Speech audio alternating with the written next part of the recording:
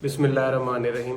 सबसे पहले तो मैं वॉइस न्यूज़ के दोस्तों का शुक्रगुजार हूँ जिन्होंने मुझे अपना मौक़िफ़ आवाम तक पहुँचाने के लिए टाइम दिया। तो सबसे पहले तो आज का जो करंट सिनेरियो है कोर्ट्स के हवाले से, तो मैं समझता हूँ कि हमारी पार्टी हम कानून पे यकीन रखते हैं और इलेक्शन से हमने कभी भी राय फरार इख्तियार नहीं किया। पाकिस्तान पीपल्स पार्टी अवाम पे यकीन रखती है,